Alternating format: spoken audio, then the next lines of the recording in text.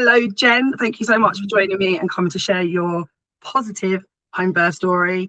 I've spoken about it on social media before, and I speak about it on my website, and pretty much to anyone that has a set of ears, really, about how important I think it is that women like you and the birth partners come and share their positive stories of home birth or free births, because there will be millions of other birth stories out there that you can listen to. At the moment, there's a lot of negativity around birth, especially if you're birthing within the NHS system.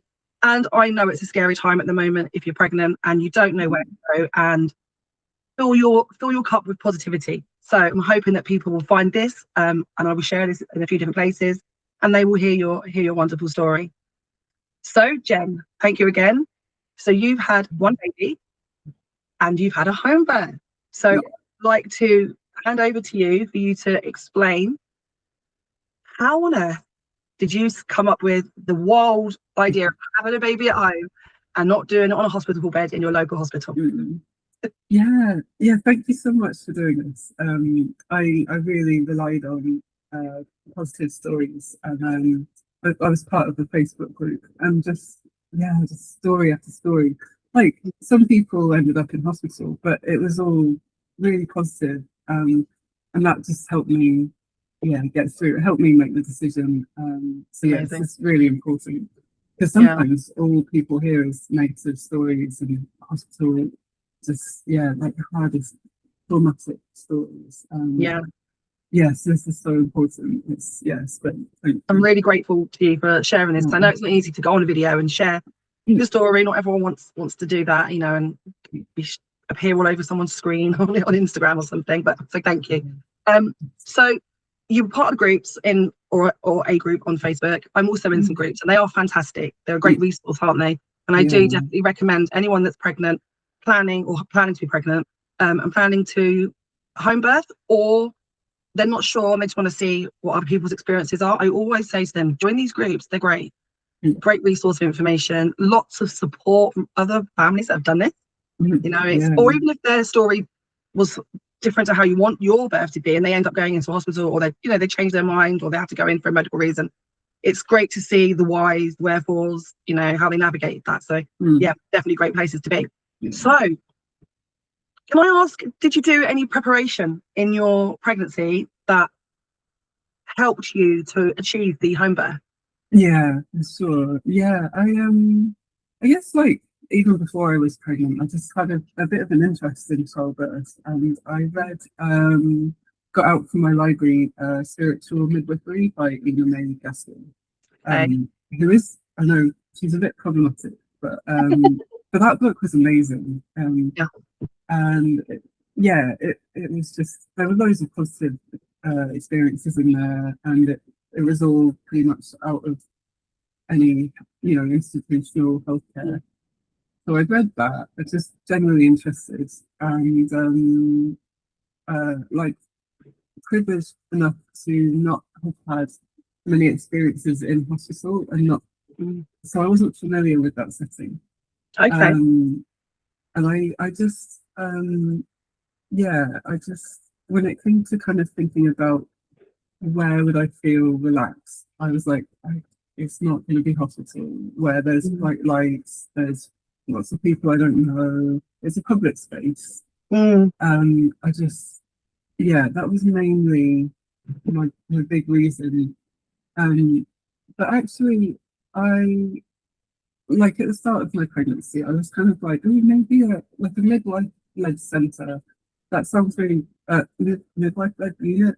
Yeah, the birth centres. That sounded great, because everything's set up, everything is there. There's like birth pools, there's lighting, it can be nice and dim and relaxed. And, that sounded good. And then one of my like early routine setups with the midwife, she was really cool, and she suggested home birth.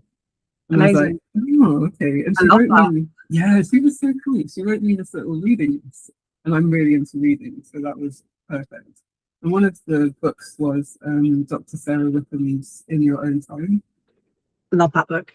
Isn't it wonderful? Helpful, and it's just about, like, for me, that book ended up being like avoiding induction, but she's always like, you are making your own informed choice, and it's just all the information around induction.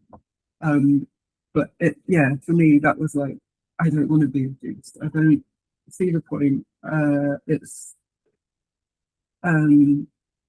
yeah, like I don't want the pressure of the due date, and I maybe more thinking around like, I don't want the artificial oxytocin, because I had read that the baby makes the hormone that kind of signals to the body that the baby is ready, rather than you being like, oh, I'm this kind of arbitrary number of weeks pregnant.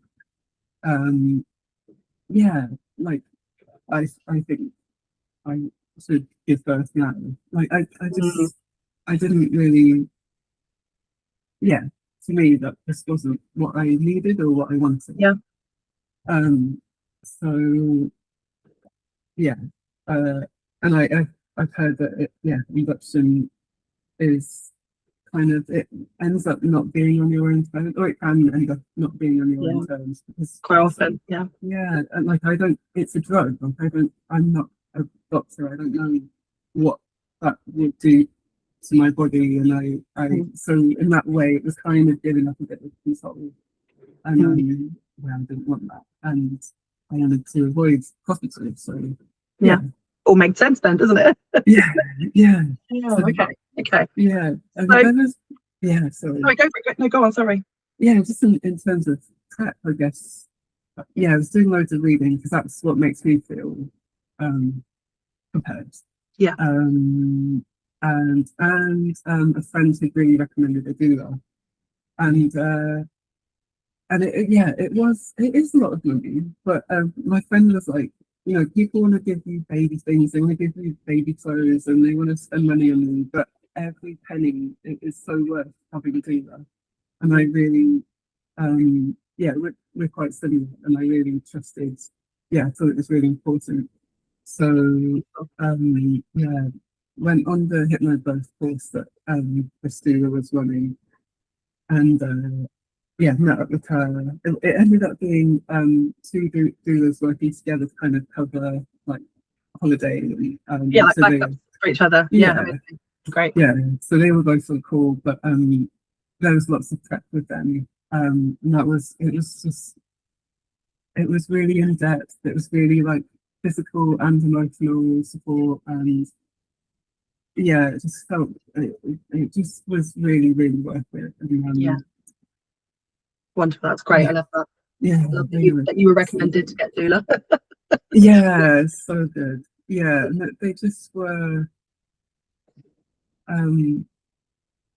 just really wanted to support what I wanted to do, what me and my partner wanted to do, and that was perfect. Even if that meant going into hospital, they were like, we'll come with you. Like, great. Yeah, I think you touched on a valid point there. When you think of a doula, when you first look into potentially hiring one, and you look at the fees, and it's like, whoa, hold on a second, it's quite a chunk of money for us to come up with, especially if people have left it quite late in the pregnancy, like maybe like 20 weeks plus. And then when I hear that they think it's a lot of money, I can't say to somebody, well, okay, well, what else do you spend your money on? Because that's none of my business. But I try to have discussions around the positives that it brings, and that is actually priceless. You can't really put a price on your experience with working with a doula, and obviously it will be different with every doula and every parent. That they'll find the experience different. But yeah, so I'm glad that your friend did that. That's fantastic. So okay, so when you were getting nearer to your due date, where was your head at that point? Were you thinking like, I'm happy to continue? Did thoughts of induction start to creep in? What extra prep were you doing? I was really trying to work through any fears I had, because there were some friends of friends, or people saying like, oh, home birth is dangerous, but I was trying to really break that down into what am I actually afraid of, and I kind of boiled it down to like, I was afraid of like the baby needing assistance when they were born, if they needed resuscitation. And yeah, that was a bit scary. And that was one of the main reasons that I wanted the home birth midwives to be there. Yeah. And I kind of thought, well, I'd been reading that that they would get a bit of an idea if the baby was going to need help, like before the baby was born. And my doulas they just kind of were reassuring me that emergencies are rare in birth, and that was really reassuring. But I still had a couple of doubts, like because it was my first baby, I just don't know. Yeah. What, but it was I think it was helpful to know that my mum she had 4 babies. I was her first baby.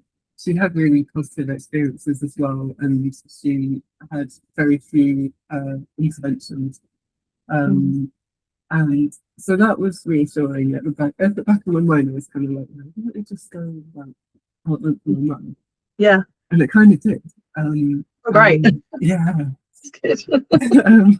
Yeah, like she went to hospital with me, but quite late on. And it's kind of the same for me.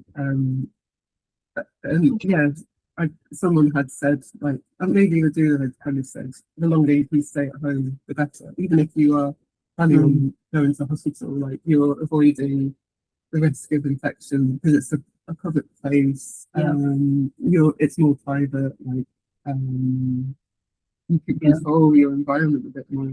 I say the same thing to everyone. If you're going into hospital, that's fantastic. But if you're going too soon, it can end up slowing your labour right down, stopping your labour even.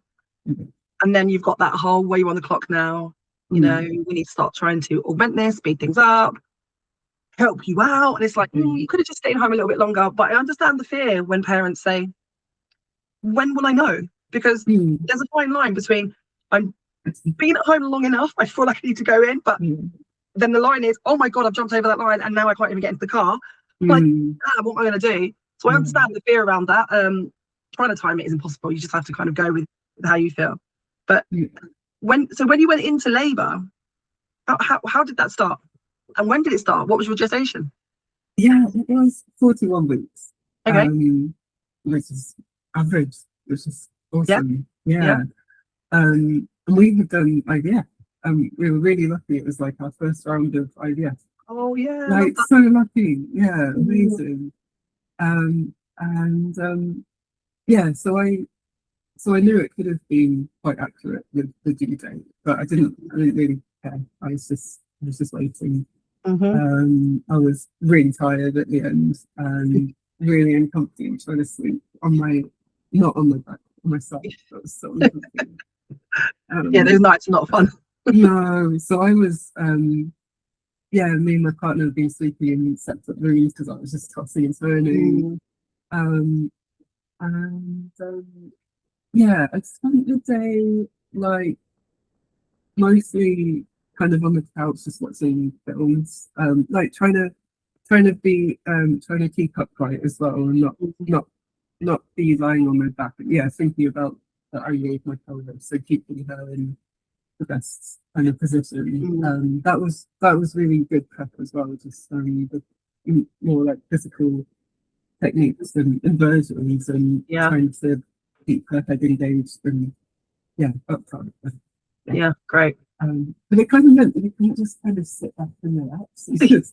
I thought saying to people, I'm like, in those last few weeks, like, how are you sitting? Are you just slouching on the sofa? Because that's what you feel called to do because you're so tired. Like, no, you need to get upright as much as possible. That's what I wanted to do. But so that evening I'd gone to bed kind of feeling a bit crampy, a bit uncomfortable, but that had happened the night before and I just thought that'll go away. So I did get to sleep. But then about 1 a.m. I couldn't keep lying down. I was pretty uncomfortable, and I was standing up and pacing around upstairs. And my partner came in after a while and was like, I think it was squeaking. I think it was a mouse. Like, I don't know what this noise is. But it was me, and I'd been pacing around and he didn't know, and it was the floorboard squeaking. Um, so he was like, okay.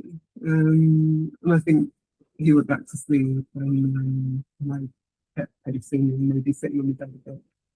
Um, and I texted doula, so on call, I just texted them saying like having kind of spinal cramps, like they were ramping up a bit, took a paracetamol, maybe I went back to sleep for a little bit.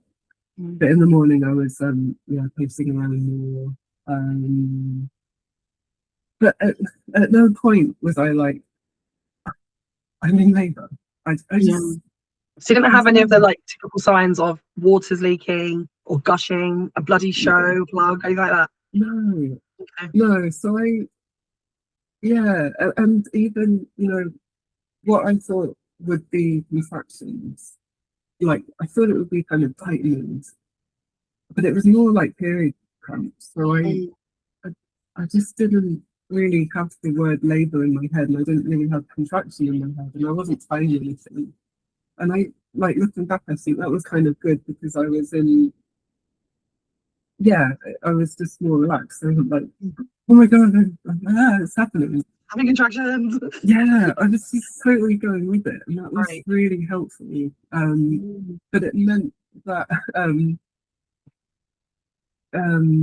when as I was progressing, so I was upstairs all day. I didn't make it downstairs. My partner was like setting everything up really nicely. Like it was, he was putting up, was like covering the windows. We hired a birth pool. He was trying to set that up. We had like a playlist and everything like that. Didn't need any of that. Couldn't get downstairs. She's the pool. No. Like, Which skipping forward, but amazing. yeah. I really kind of visualized just how relaxing that would. Yeah, I thought that would be really relaxing. Just, we'd really like prepared, like visualized that, and just didn't need it or didn't. Yeah, I think going forward a bit, but my doula had kind of asked me, like, do you want to go downstairs and try and use the birth pool? And at that point I was like, I don't want to try anything new. I didn't feel like it. So yeah, you're comfortable the way you were, how you're managing everything. Okay. So so you had your doulas there at that point. So at what point did you contact doulas and your midwives? Yeah, so I had, this is kind of the morning, like maybe midday, and I had felt a bit hot, and so I'd taken some paracetamol, and I was like Googling, like, oh, maybe I've got an infection. So I took paracetamol. But then I was sick, and that was okay. So I think I knew that your body might want to just get rid of everything and like into preparation. So that was okay. I was sick. But then I was in the bathroom, and I think I was sitting on the toilet after being sick, and just kind of was starting to make like more groaning kind of noises, and holding onto the radiator and like holding on. And my partner heard me and was like, I've never heard you make that noise before. I think this is happening. Called the doula, and she could hear the noises that I was making. And was like, I think I should get there. So she arrived. That was great. I was really happy she was there.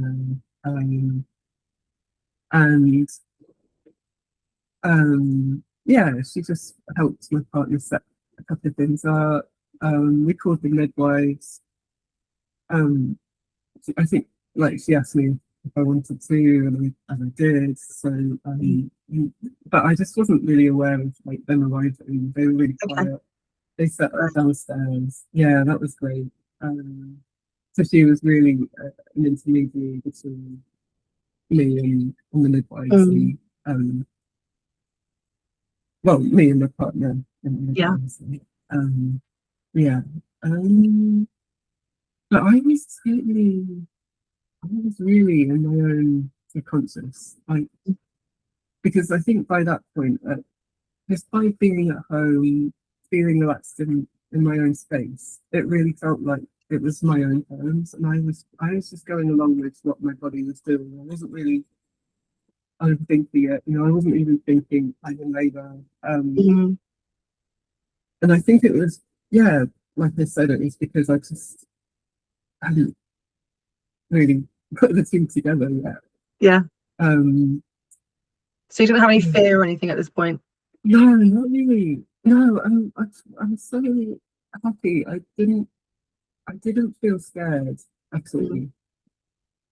Mm, I think a really strong analogy is, yeah, like being sick or having like a kind of a big difficult poo, mm, just like needing that privacy, but also like when I'm sick, I don't want anyone talking to me. I don't want yeah. anyone there holding my hair, anything. Mm, I just want to be alone, and I just like, even though maybe I'm like, "Oh, what's wrong with me? Am I really ill?"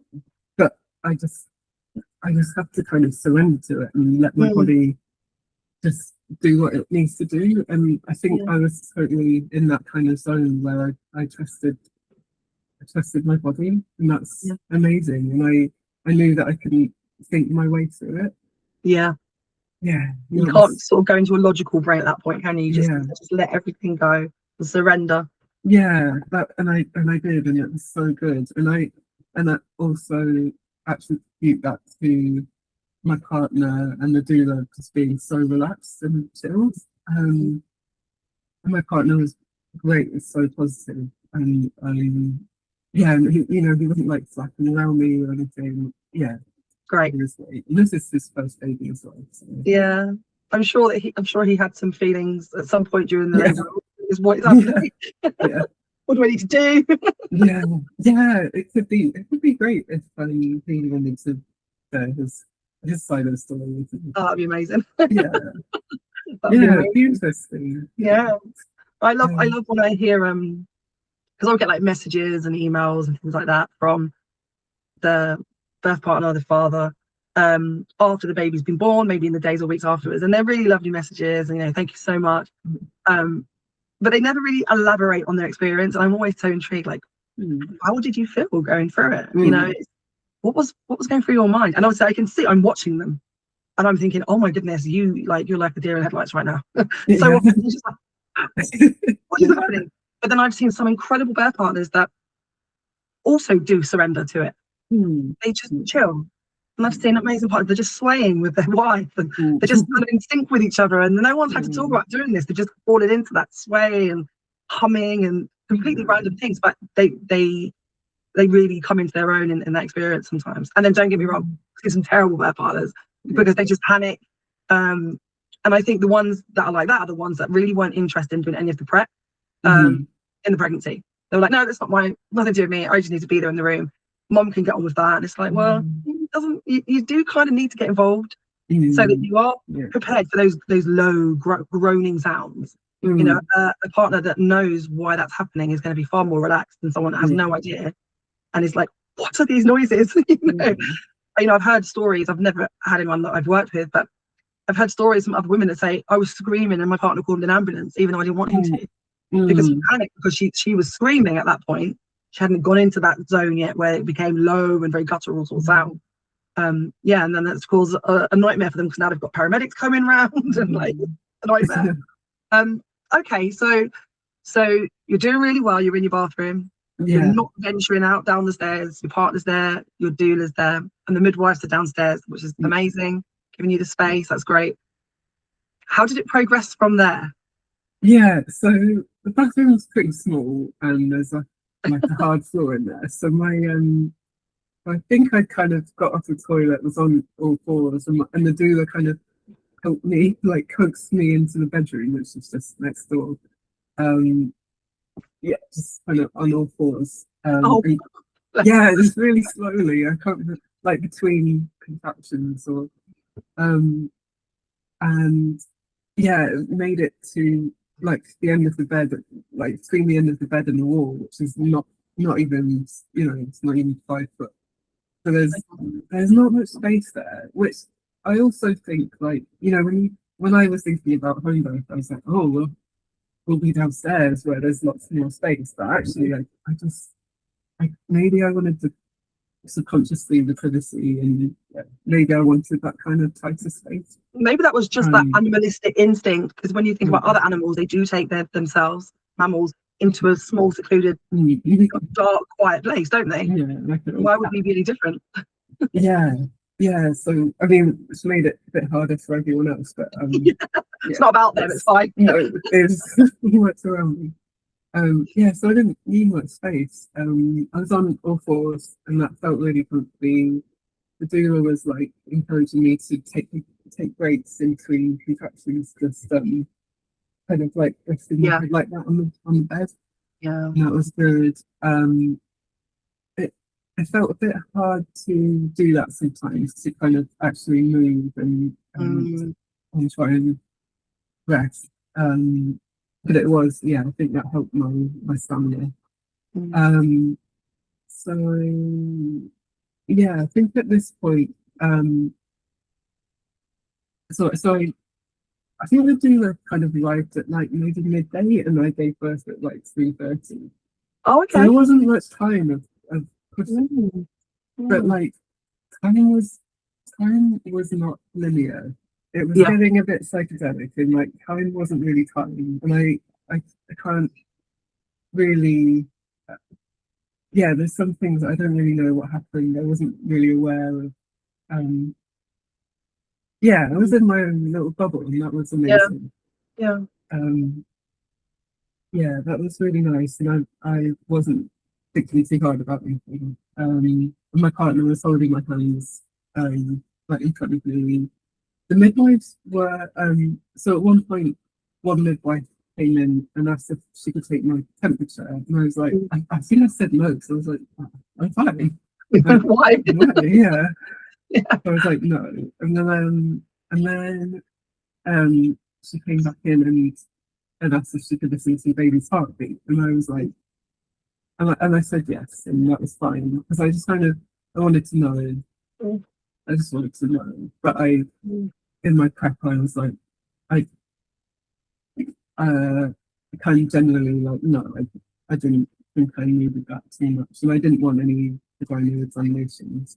mm. Um, I think so. She listened, and that was all good. But then she stayed in the room, and I managed to put a sentence together where I just said, can it just be my partner, the doula, and me?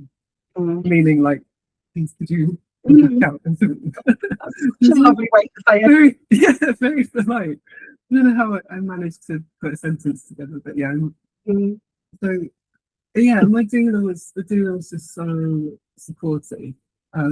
It was like she wasn't saying too much, and she wasn't saying too little, and everything she said was it just felt like exactly what I needed to hear, yeah. because I didn't really have an idea of the progression. And I was starting to push, and I could feel like the head descending, but then kind of going back, and I was a bit like, that doesn't feel like It's kind of progress. like doing this. Yeah. Yeah, but I think I kind of built up this knowledge, but even in the moment, I wasn't really in my conscious mind. But Mm, I think it kind of meant that subconsciously I knew that things were okay, and that mm, maybe this going back and forward was actually helping to stretch things out, yeah. get things ready, so it was okay. But at one point, I said something like, "There's not enough space," but my doula was like, it's fine, you're." It just made me think like I was further along than I Mm, realized. And yeah, it was yeah. So it wasn't feeling too painful. The pushing was a little bit painful, but whenever it was painful, it was only like just for maybe like a minute at mm, most. Um, and it was painful, but only for like a little bit. And I Yeah. guess that was a crowning.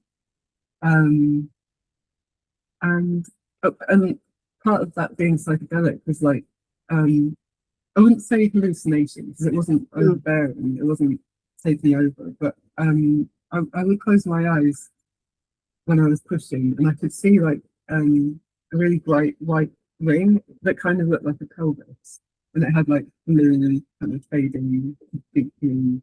And it was nice and it was reassuring and it was kind of made me think like, oh, there is enough space because that's the pelvis and there's like a hole Yeah. in the middle. It's almost like you were taken to a place where you were able to visualize your body, what it was doing. Yeah, it was Wonderful. helpful. Yeah, it was. I wasn't.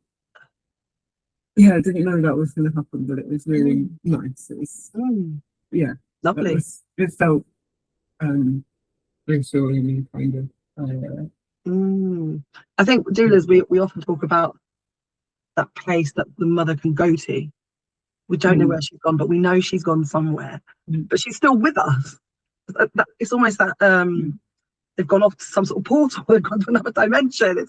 They're having this psychedelic experience, and we can see it happening. And sometimes the mother will open her eyes and look, and sometimes they look at me and go, "Hey," like, "Hey, are you tripping right now?" Yeah, it is.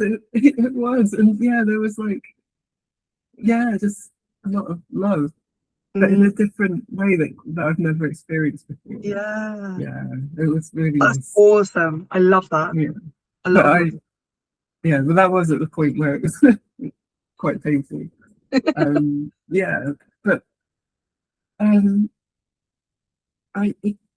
yeah, so I wasn't really sure what what where I was at. But it turned out I was crowning, and one of the midwives had made her way back in, which was I think the doula like afterwards the doula was kind of like, I think she didn't really want her understanding of my wishes was that I didn't really want the midwives to be there. But actually it was okay. I didn't really know, and it was totally, yeah, it was good. It was fine. She was really hands off, and I think there were a couple of, I mean, I was in my own zone, but I think there were a couple of things that she really helped with. And yeah, she was great. Sounds like you had a fantastic midwife there. Yeah, yes, the home birth team were really, really good.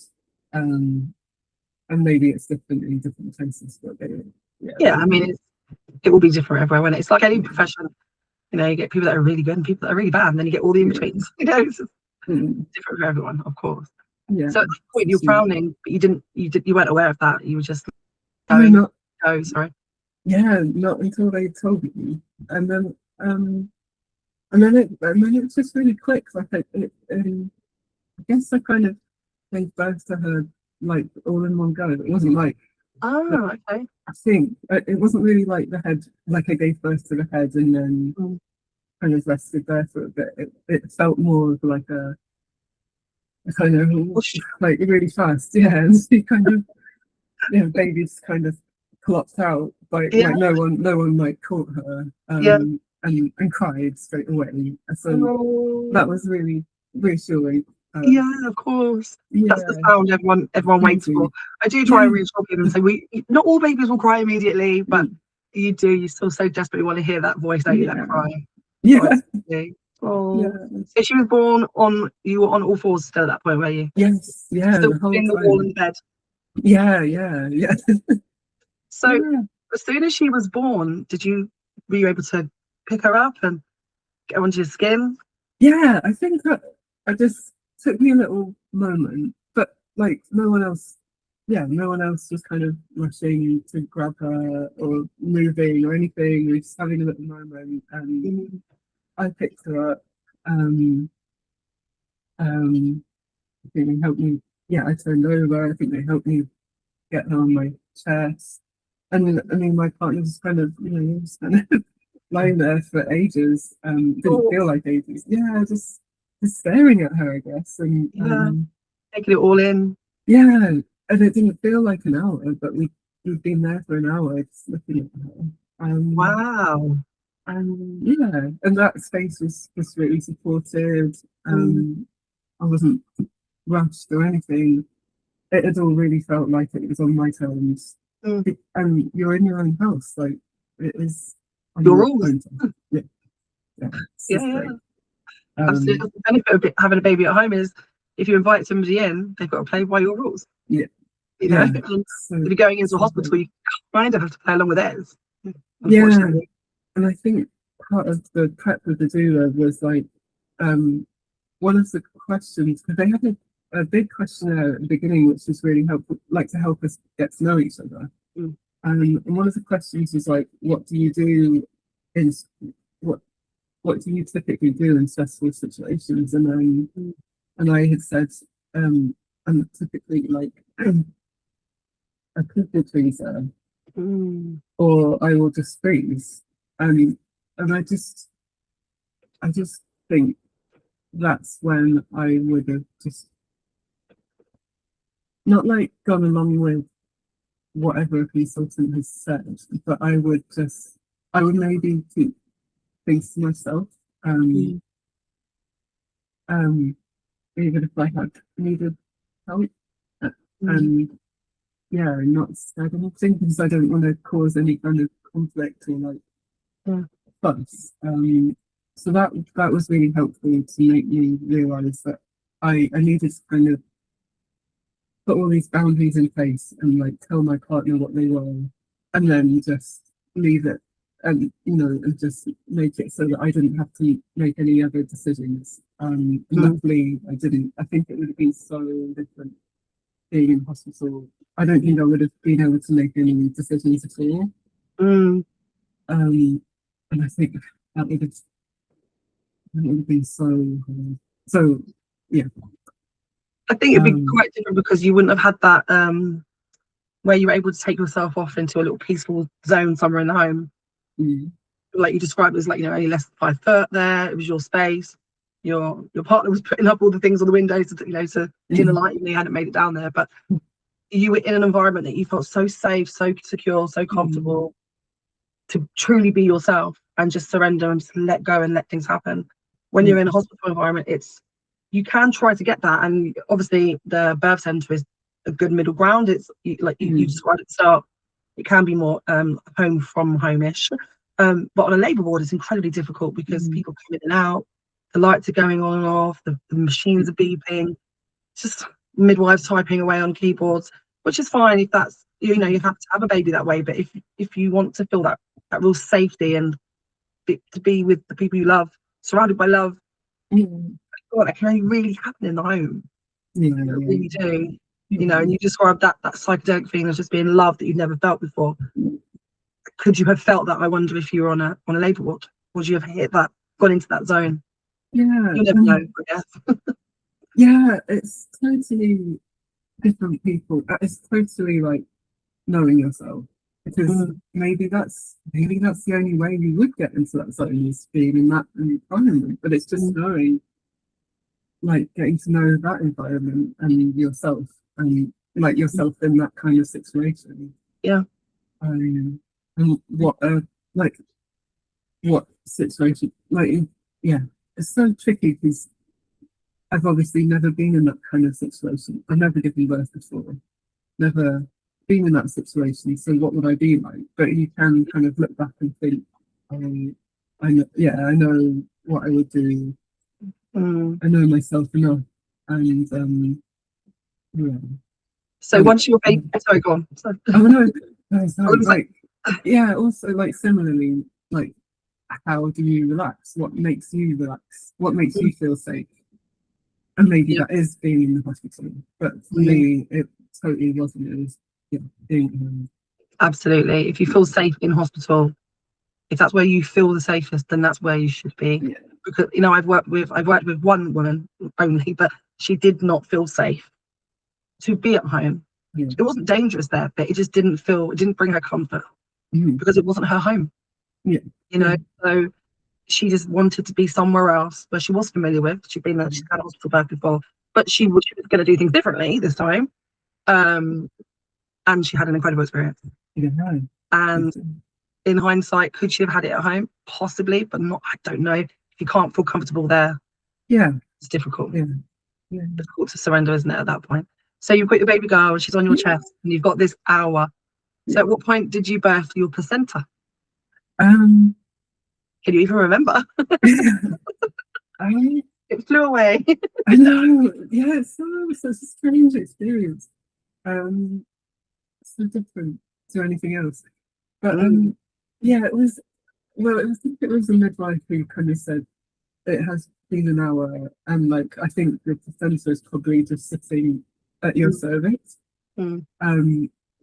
But can you? Yeah, can I try and like, push like this? Like this is the time when you actually have to try and push. Yeah. And it was, yeah, and I got back on all fours, and it didn't take long at all. Yeah, really lucky. Like, but that was more painful.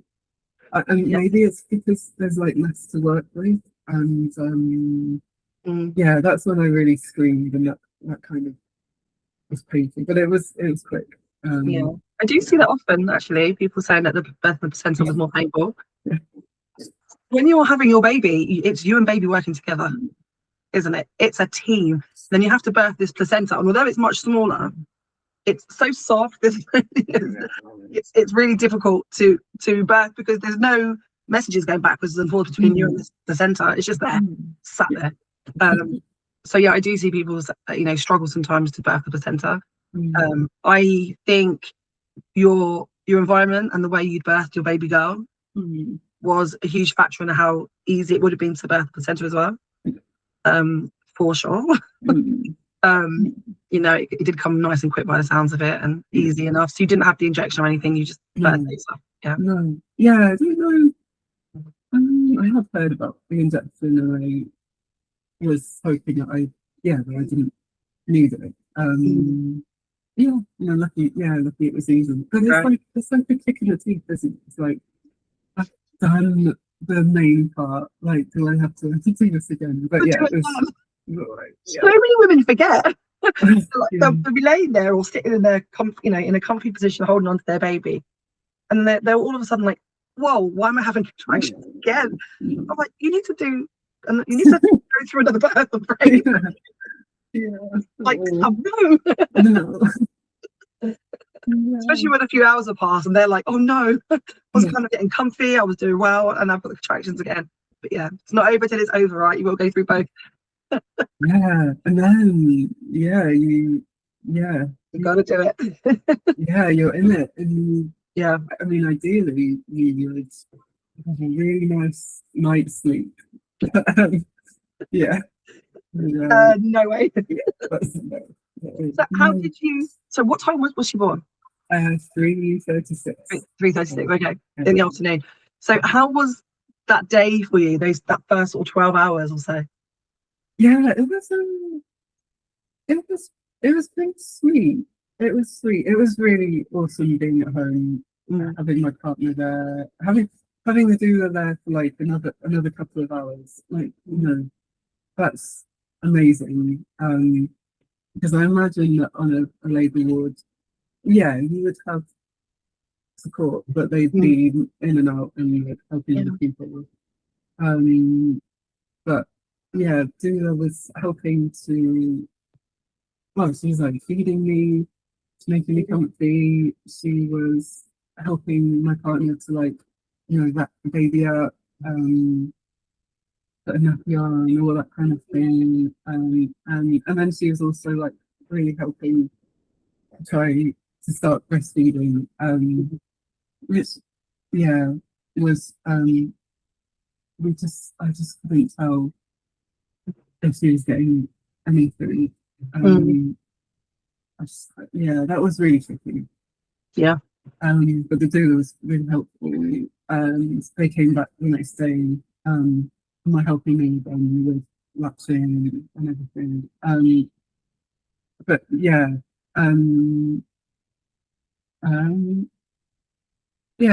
it was.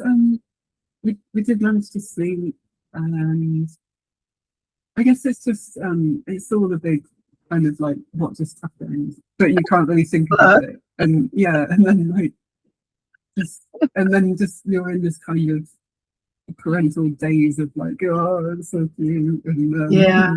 and you also look like an alien, and this is really weird, and But you're also the most beautiful thing I've ever seen. yeah, yeah, just yeah, all in one. It's just so Yeah. weird.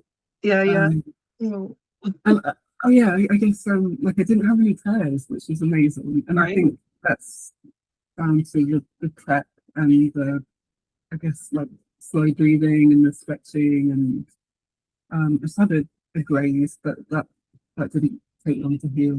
Yeah. I think a lot of that will be down to just your surrender as well, because you were Yeah. able to do that. You were able to not chase the labor. You were able to just allow, when we described the baby going up and down like this, you didn't force anything. You didn't try to tense. You just relaxed and let everything do what it needs to do. And that's probably made a massive difference to tearing, which is great. Yeah. Oh goodness. So when was your baby born? How long ago was this? So that was 2024. So Right. kind of Okay. like end of May. Right. Yeah, Okay. so she's 2. Wow. Yeah, she's doing amazing. Well, It's, it's the best, isn't it? It's just yeah, the best. it's so cute. I love the babble, and yeah, I found the newborn stage. I guess I haven't had much experience of newborn babies, like practically, like kind of day to day. So it was a bit of a shock. And yeah, breastfeeding wasn't going well, so we switched to formula. And that just meant I just felt so much more reassured that she was getting fed. Yeah. Yeah. Just that was kind of stressful. Trying to get my head around breastfeeding, and feeling like she was like she was kind of slipping away a bit. Yeah. Yeah, that was scary. And I really wasn't. I just thought breastfeeding was just gonna happen, and there's so much nuance to it, and I wasn't really Yes. prepared for that. Yeah, and thank you for saying that. I think it's really important. People are aware of that. I'm obviously a massive advocate for breastfeeding, as are everyone. Even if I had to formula feed my second, I'm not anti-formula feeding at all. And I'm so glad it's there as an option. I really am, because I have seen mothers really struggle to the point where they're just like, I can't do anything anymore. Like, I'm so unhappy. I am broken over my breastfeeding journey. And I'm just like, girl, there are other options for you. If you're not finding the support, if there is no support, oh my goodness, I don't know how anyone copes without the support. Or if the support that you're getting is not working still, there are other options, and you have to think about everyone in the family.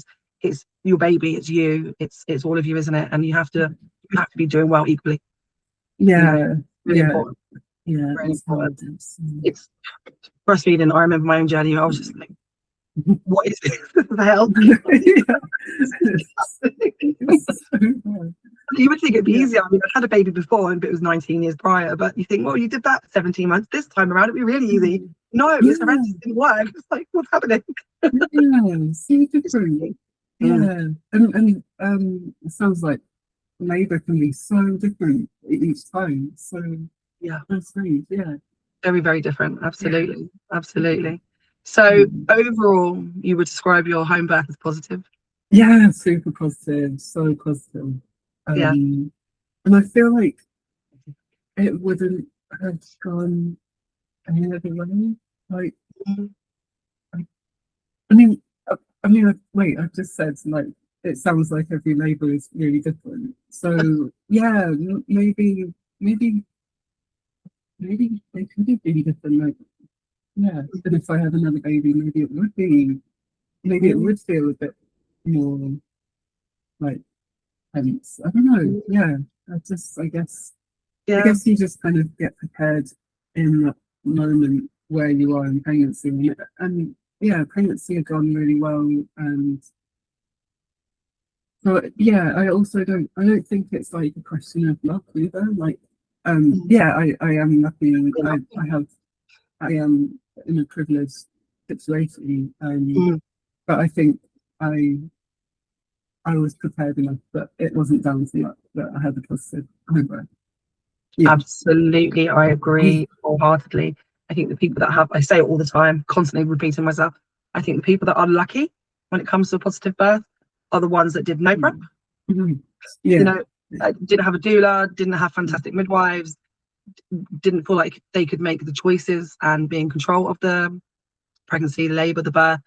They're the ones that get lucky and go, that actually went okay. Even though I had all of that, going on, I didn't prepare at all. So no, it's not like you did a lot. You had two fantastic doulas, fantastic partner. You were reading the books, you were doing the work. I think most importantly though, you were able to surrender. You knew yourself, you could surrender and just let everything happen. And that is key. That is key. No matter where you are, hospital, C-section, anywhere, just surrendering and let things happen. An element of control, and that you obviously have a say on what does happen and what doesn't happen, but just surrendering and letting it happen is just beautiful. And thank you so much for sharing the story. Thank you. Thanks. I'll share this because I want, like I said at the start, I want everyone to hear these stories. Even if they're not planning to have a baby in hospital, it might just spark the interest, and they might go on and have their first and second and third babies in a hospital, and then they'll have your story in the back of their mind, maybe. And it might make a difference to those births. Or it might, somebody who's on the fence at the moment isn't sure. They might hear this and go, well, actually, no, I feel safe at home.